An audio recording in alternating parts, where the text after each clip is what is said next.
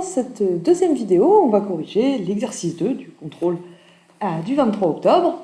On s'intéresse à un ensemble qui contient 4, 4,4, 4,44, 4,444, bref, tous les réels qui ont que des 4 dans leur développement limité, dans leur développement décimal, et qui ont un nombre fini de 4. Et on nous demande, pour commencer, de montrer que A, en fait, c'est l'ensemble des termes d'une certaine suite AN, qui, d'après l'indication, devrait être une somme de termes d'une suite géométrique. Donc il nous faut une suite. Il nous faut une suite AN, telle que, si on suppose qu'on va les trouver dans l'ordre, A0, ce serait 4. Donc on cherche une suite AN telle que A0, c'est 4, A1, c'est 4,4, et ainsi de suite.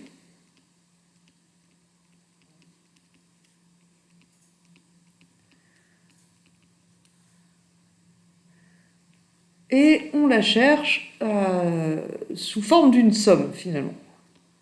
On voudrait que AN, ce soit la somme de certains termes d'une suite géométrique, d'après l'indication, en tout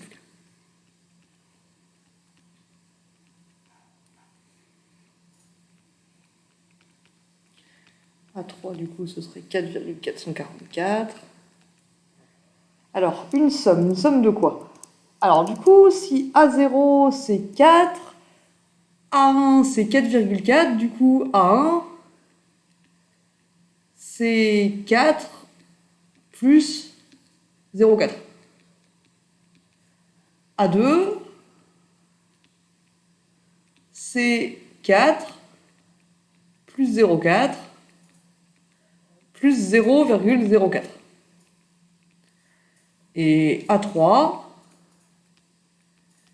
c'est 4 plus 0,4 plus 0,04 plus 0,004. Et plus généralement, AN, du coup, dans la suite qu'on cherche, le nème terme de la suite, ce serait 4,44444 avec un total de n plus 1, 4. Donc,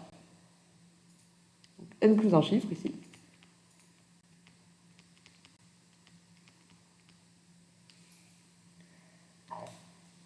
Et 4,44444 jusqu'au n plus unième, on peut l'écrire 4, qui, ça a l'air stupide, mais vous allez voir, c'est 4 sur 1, plus 0,4, donc 4 sur 10, plus 0,04, c'est-à-dire 4 sur 100, plus etc., jusqu'à ce qu'on arrive à n chiffres après la virgule, et le nème chiffre après la virgule, c'est un 4.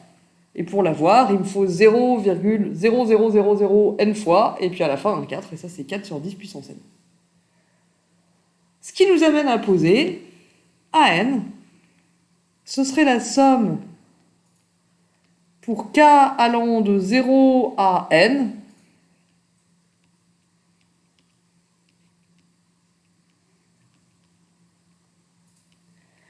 des 4 sur 10 puissance k, qu'on peut aussi écrire comme 4 fois la somme pour k allant de 0 à n des 1 sur 10, le tout à la puissance k, pour mettre en évidence une suite géométrique. Ici, on va voir que ça va nous être utile, puisqu'on va vouloir calculer cette somme. Donc une suite AN telle que A soit l'ensemble des termes de la suite, ce serait celle-ci. On a alors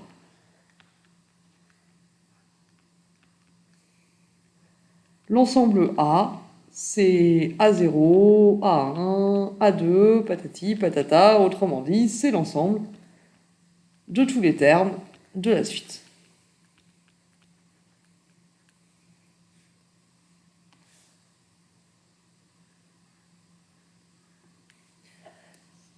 Qu'est-ce qu'on fait ensuite? On doit montrer que AN est croissante, d'une part, et d'autre part, que sa limite, c'est 49e. Alors c'est parti. Pourquoi est-ce qu'elle est croissante? On va calculer AN plus 1 moins AN.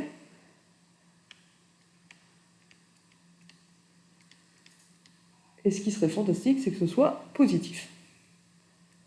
AN plus 1 moins AN, d'après la formule que j'ai trouvée juste au-dessus, c'est 4 fois la somme pour k allant de 0 à n plus 1, du coup, si c'est AN plus 1, des 1 sur 10 puissance k, moins 4 fois la même somme, sauf que cette fois, je m'arrête à n. 1 sur 10 puissance k. Si je mets le 4 en facteur, c'est 4 fois du coup la différence de ces deux sommes. Donc j'ai la suite géométrique 1 sur 10 puissance k. Je somme ces n plus 1 premier terme et après je soustrais les n premiers. Donc il restera finalement que le n plus unième. Il reste donc 4 sur 10 puissance n plus 1. Et 4 sur 10 puissance n plus 1, c'est pas très grand si n est grand, hein, mais c'est toujours positif, donc la suite AN est croissante.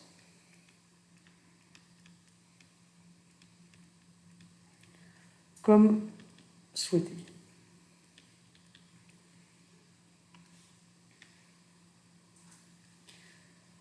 Et dans un deuxième temps, il faut qu'on calcule sa limite, et pour ça, on va obtenir une formulation plus pratique de AN en calculant tout simplement la somme des 1 sur 10 puissance k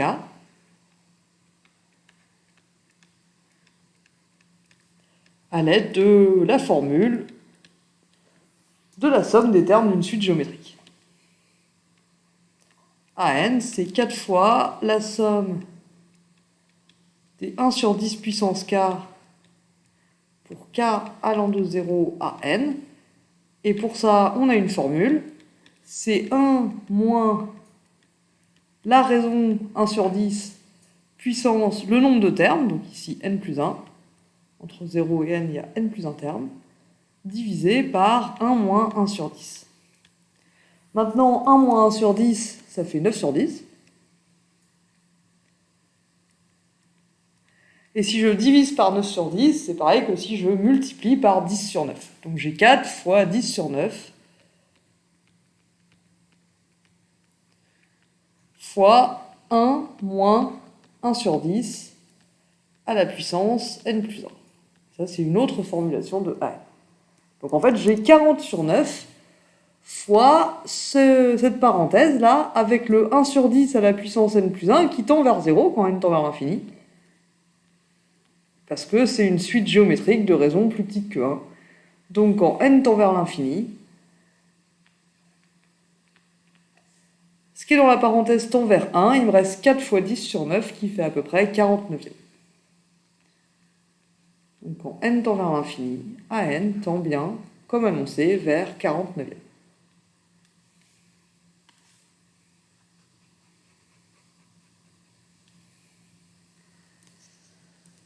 Et c'est tout ce qu'on nous demandait dans la question 2. Enfin, dans la question 3, il faut qu'on trouve le sup et l'inf de cet ensemble A.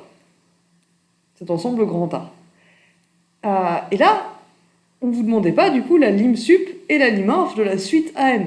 C'est pas pareil le sup et l'inf de tous les termes et la lim sup et la lim inf de la suite AN. Et je ne sais pas si vous avez mal lu pour ceux d'entre vous qui ont fait cette erreur, que j'avais pas du tout prévu pour le coup,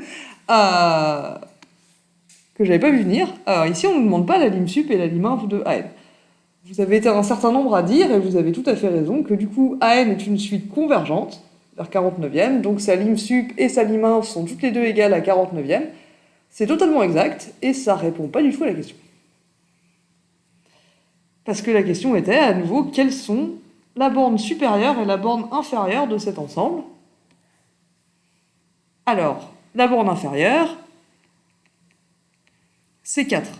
Le plus petit, le plus grand minorant de cet ensemble, c'est 4. Pourquoi? Parce que pour tout n dans grand N, puisque AN est croissante, AN va être plus grande que le premier terme.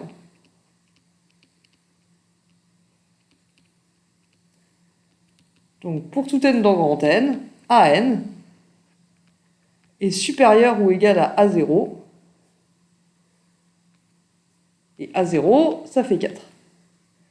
Et comme grand A, c'est l'ensemble des termes de la suite AN, AN plus grand que 4 pour tout n, ça veut dire que 4 est un minorant de A. Mais d'un autre côté, 4 appartient à A, donc c'est pas juste un minorant, c'est le minimum, et c'est donc aussi le plus grand minorant.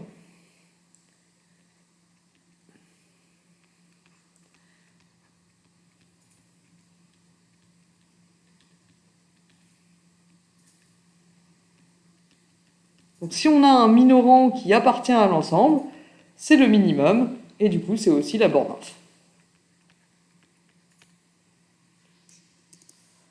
L'inf de A, pardon, je me perçois que je n'ai même pas écrit la réponse, l'inf de A c'est 4. Et le sup de A, c'est qui? Le sup de A, ça va être 49e. Pourquoi du coup?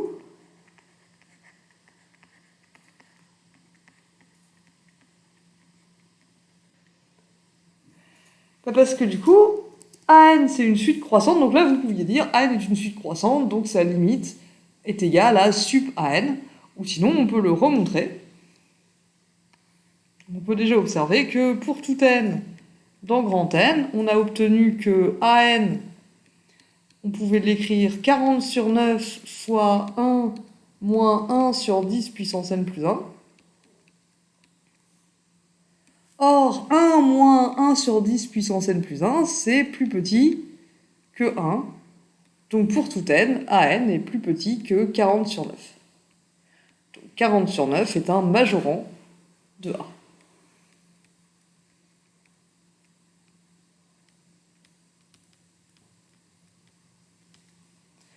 De plus, c'est le plus petit de tous les majorants. Comment on le montre?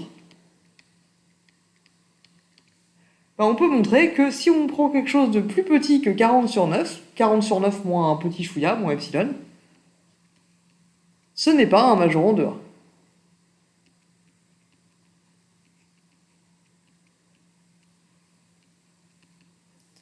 Pourquoi? Parce que la suite AN, elle tend vers 40 sur 9. Donc à partir d'un certain rang, AN moins 40 sur 9 est plus petit que epsilon.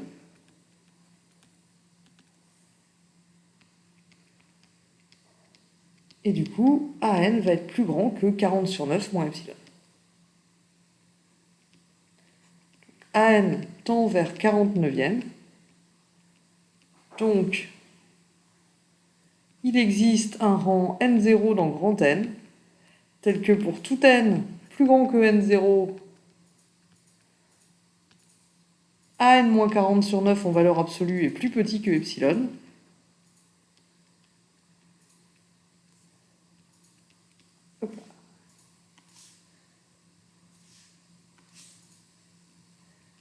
Et donc, en particulier, pour n égale n0, à n0, il est plus grand que 40 sur 9 moins epsilon, et plus petit que 40 sur 9 plus epsilon, mais comme de toute façon on a déjà vu qu'il était plus petit que 40 sur 9, c'est pas une grande nouvelle. Je vais juste le mettre entre parenthèses, parce que c'est pas ça qui nous intéresse. À n0, il est compris entre 40 sur 9 moins epsilon et 40 sur 9 plus epsilon, mais c'est la minoration qui nous intéresse ici. Donc, AN0, c'est un élément de A qui est plus grand strictement que 40 sur 9. Donc 40 sur 9 n'est pas un majorant de A. 40 sur 9 moins epsilon, excusez-moi, n'est pas un majorant de A, alors que 40 sur 9 l'est.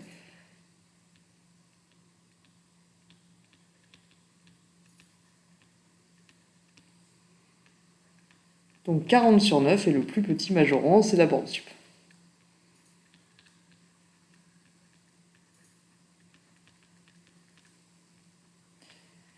Et c'est tout ce qu'on avait à faire pour cet exercice. Et donc, je vous remercie de votre attention, et dans la prochaine vidéo, on corrigera, vous ne devinerez jamais, l'exercice 3.